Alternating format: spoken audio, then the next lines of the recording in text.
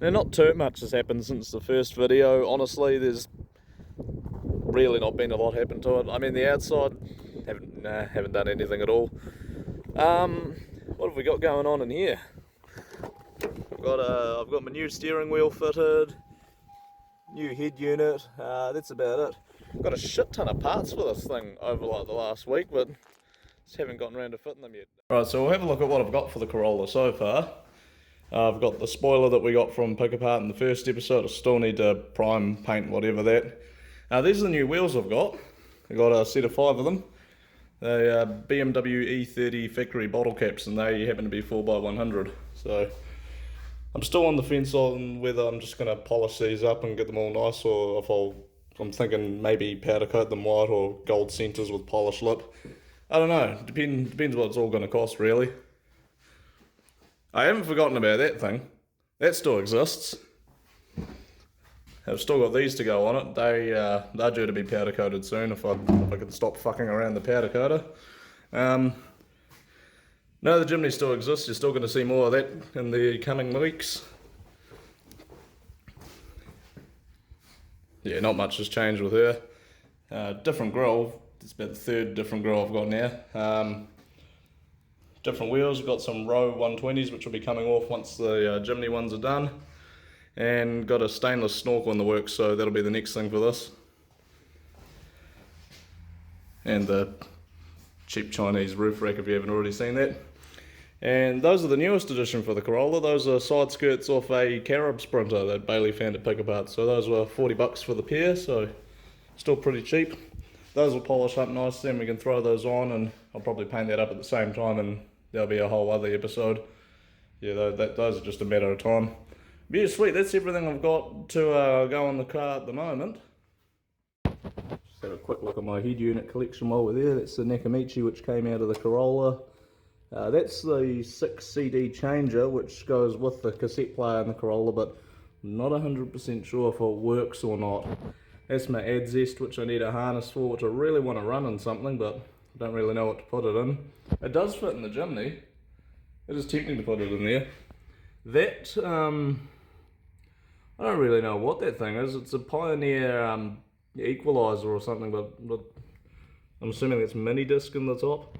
And then that's a Toyota HDD head unit. I had one of those in my Mark X, an awesome little system. That one's missing the harness unfortunately, but that's my collection so far. Side skirts, there's the spoiler and all that jazz. Obviously you'll see us tarting those up and getting those ready. It's another thing I did manage to come upon.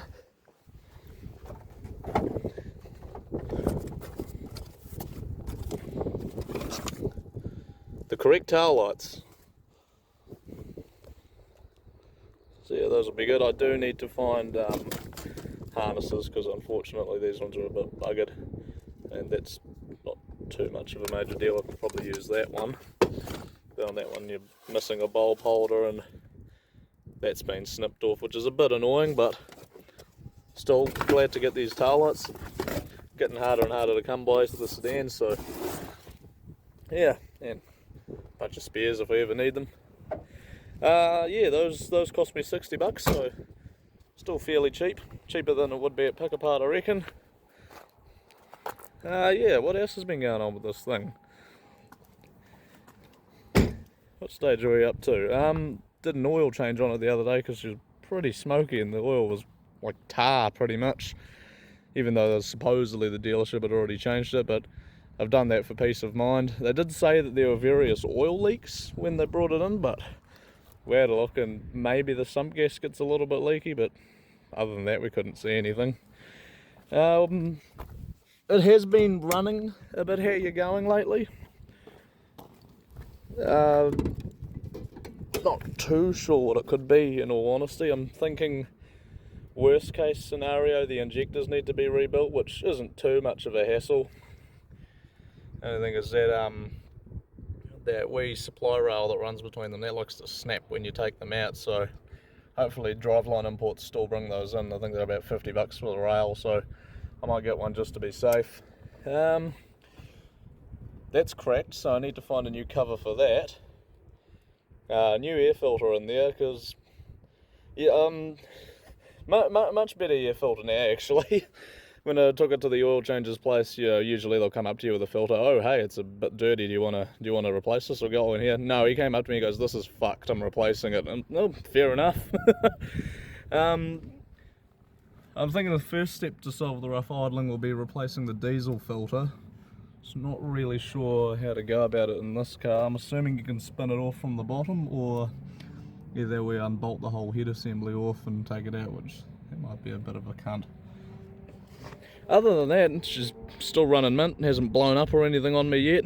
Rough idle every now and then, but what you gonna do about it?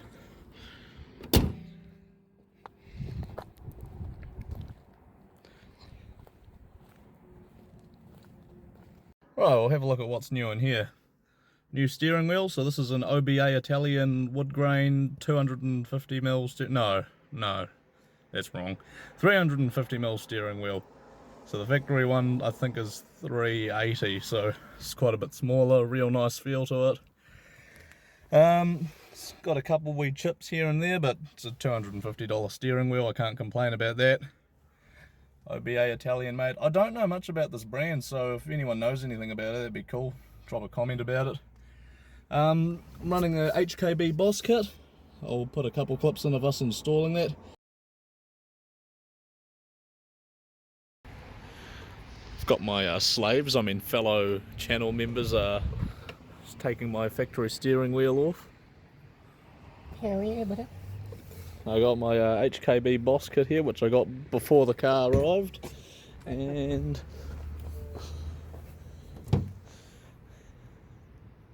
my OBA Italian 250mm steering wheel, which I just got. No, 350mm, I fucked that up. Fuck yeah. Yeah, that's the only thing you usually... Maybe. Okay. Oh my god. Oh, subscribe. Like and subscribe for more. Oh my god. Oh. That was a bit of a shit show to get that on, but no, I'm pleased with it. Wee bit of a gap there, I think that's just normal though. And that's my custom horn button. So that was made by Jeff's Emporium here in Christchurch.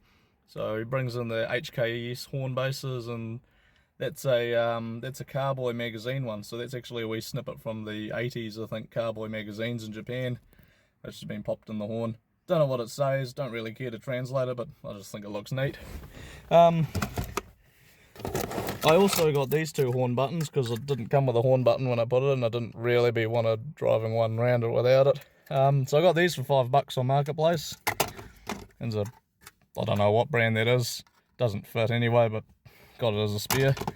And that one there that I was running until I got the Jeff's one in, which is a Vertex one apparently. I don't know if it's genuine or not, but feels pretty good condition. Yeah, those are my cassettes. Those are what I listen to when driving around there, because I removed my Bluetooth head unit and put a cassette player in. So we're just taking apart the dashboard fascia here just to see what's going on behind it.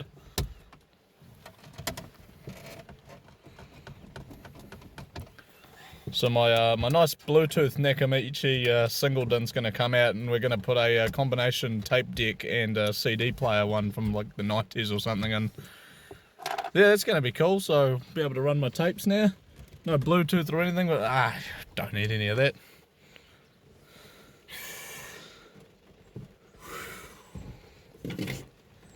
It's the nights we spent off the aircon controller. So to get that out, you just unclip the bottom half. Then you've got to take all the knobs off your AC controls, and the whole thing should just pop out like that.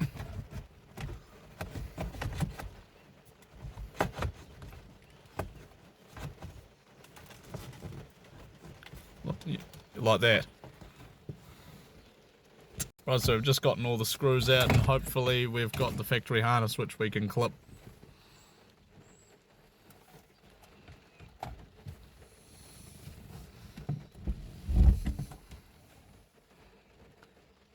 Okay, so they've just cut the factory harness off and rewired it straight into the head unit, which, that's nice.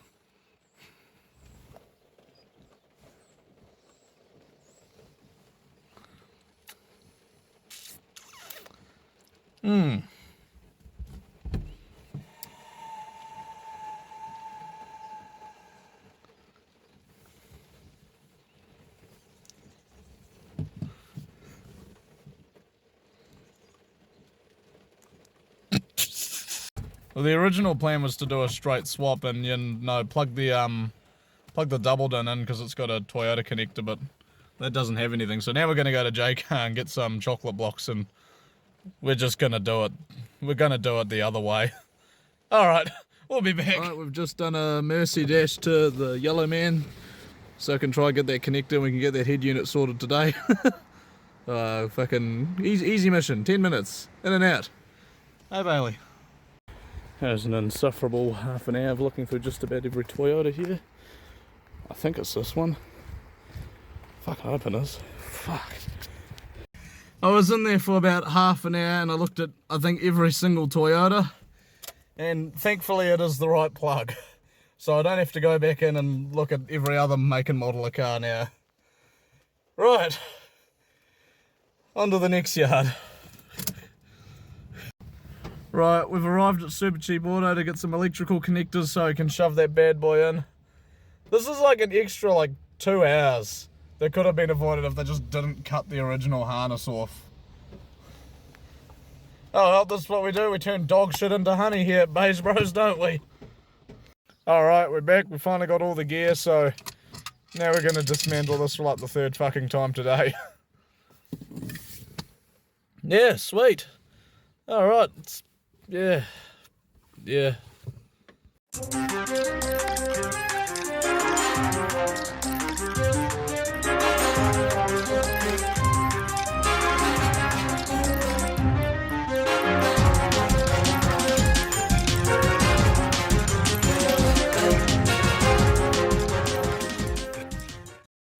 I decided to just save the hassle and I'm not gonna run the CD changer because we're not 100% sure if it actually functions and it's sort of coming apart.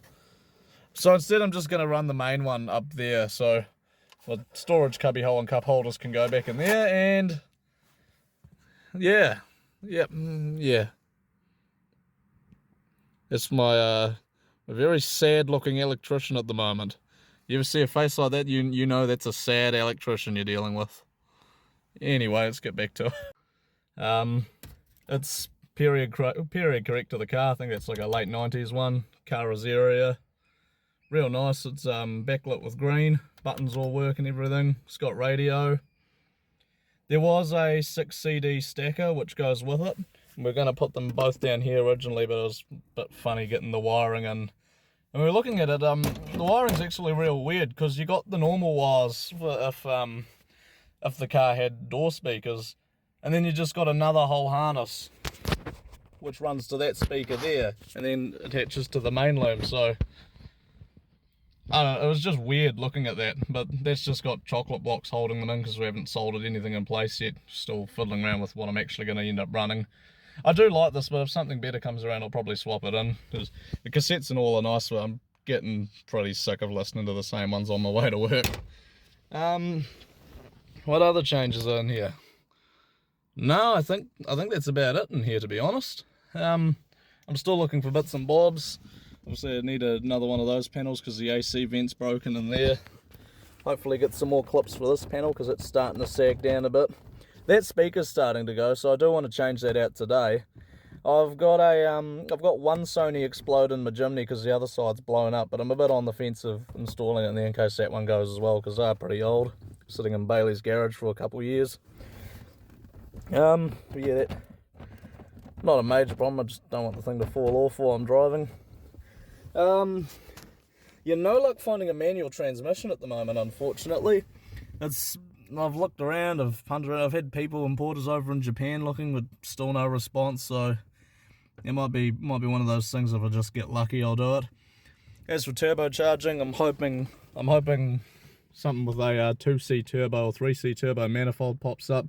I can just use that manifold because it's going to be like $1,000 or something to probably get a custom one made. We'll see what comes up first and I'll probably go with it. I don't think I'll turbo and manual swap it because the S50 transmission's made out of fucking glass, but we'll see how we get on with that. Hi there, can I please get a soft serve? McChicken, no lettuce. 4. You can get fucked.